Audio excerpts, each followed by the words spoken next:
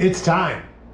It's time to do a 2025 security update for the month of May, because it's the only one for 2025 that I've done, and it's currently the month of May. So first, is Ecuador still in the middle of a cartel gang war? Why, yes. Yes, they are. But the good news is that President Noboa was reelected, and now he has 4 years to try and bring the situation under control. I think he's probably the best one for the job. And the reason is, I think that his relationship with the US, which is quite close, is what's really going to help turn the tide. Why is that? Well, because President Noboa has invited the US military to come to Ecuador to assist in stopping the high levels of, well, drug business, man. Drug business. They ship out of the ports. They have basically told every fisherman, you now work for us. And yeah, it's just a bad situation. It's a super bad situation. Now, the US military, they know how to deal with stuff like this. And they're the only ones that are better funded than the cartels.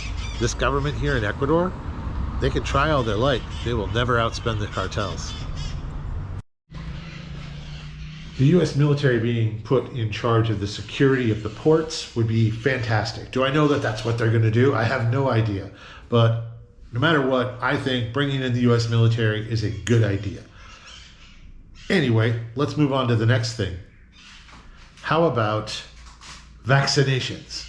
If you don't know, vaccinations is the term used here for extortion. So if you are a small business or you're just somehow wealthy in some way, and even not very wealthy, you could be partially wealthy. You could just be doing slightly better than somebody who's doing terrible, and they will try to vaccinate or extort you. And it seems to come in waves, and it happens to people of all walks of life.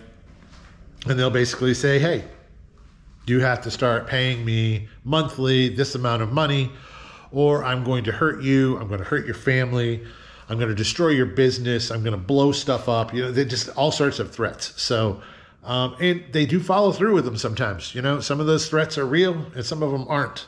But are you prepared to be the one that calls their bluff? Probably not. Now, is this happening to a lot of Americans or expats from Europe or from Canada? No, it doesn't happen to them very often that I know of, that I've heard of. It generally is Ecuadorians that are affected by this, and it's awful. Like I've even heard of teachers being affected this way, and it just doesn't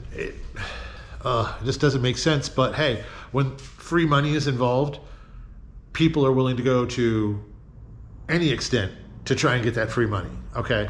Especially when you're in a country that has few jobs, a low cost of living, and, well, the US dollar, honestly. I mean, would it be better if we didn't have the US dollar here? No, I think it'd be much worse, but, right? It'd be much worse, wouldn't it? Of course it would.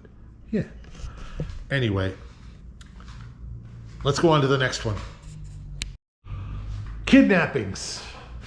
There's kidnappings.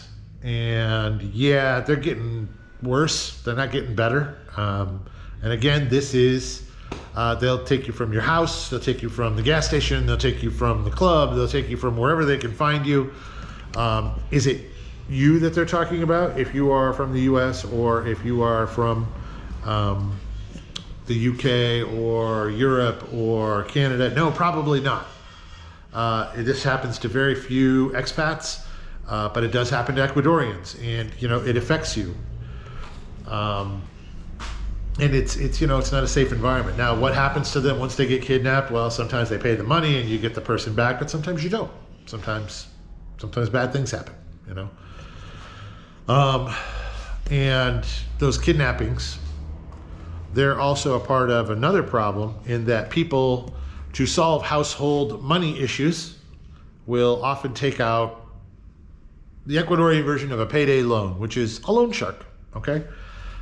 Many of the murders that are happening right now, and I'll talk about that in a second, many of those murders are 100% because of these loans, because of not being able to pay the loans back, people basically defaulting. And what happens when you default on a large loan? They kill you.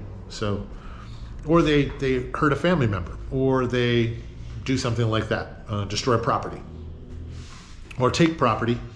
They'd much rather, these are business people. They'd much rather take property than destroy property. But if you don't have any property and they gave you the money and they risked it, sometimes your life is the thing that you have. That's it, and that's what they take. And the murder rate. Yes, the murder rate still very high. It hasn't really gone down much. I think it's actually gone up. No, it's actually definitely gone up. I'm trying to think of when the last time I did an update. And so if we're talking just 2025, murder rate has gone up. These are more than just shootings. These are cartel style murders now. Where we are, we don't see a lot of that kind of thing. We see shootings only.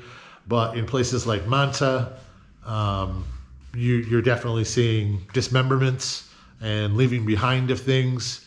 It's brutal. It's brutal and scary, super scary. Again, Ecuadorians. I don't keep saying this to saying like, oh, it's okay, man. It's not going to happen to you if you come here because you're not Ecuadorian. No, I'm not saying that at all. It's just something that you need to know, right? It's something that you need to know. Why would anybody be here? You need to know.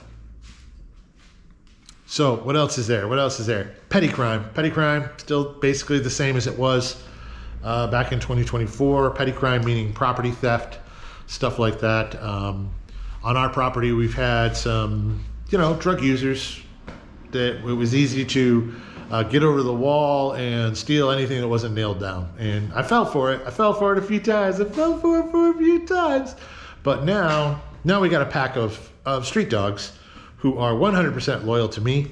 And we've had no problems since. Yeah, I mean, I got cameras and everything, and there's nobody's even trying the fence, because these dogs, they mean business. They take our contract very seriously. Our contract is I feed them and they defend us. They love me. They love my wife. They are very aggressive to any visitors, even those that we want. But I'm okay with that. That's part of the security package. I signed the contract with the dogs. So what are we talking in total here? Do I think that the security situation is going to get better this year, 2025? I think it's possible. I think it's possible. It depends on how quickly U.S. troops can get involved here. And I think that's not only going to be good for security and for disrupting the reason that the cartels are here in the first place, which is easily moving stuff out of South America and to the US and to Europe. Europe's a big one right now. I think that not only that, but it's also those bases that they take over, that's going to add jobs to the economy. This economy needs jobs so bad. This economy needs foreign investment. You bring in U.S. military bases, you start adding security, you'll get more foreign investment. And you want that, especially here. It's a wonderful place. They're really, really great people, and I hope that they get that opportunity. And that's what I got. That's my security update. Let me know if you have any questions specifically about any specific things. Hopefully, I've tried to do this like 3 or 4 times, and I keep coming up with the other things I want to talk about because I'm crazy. So talk to you later.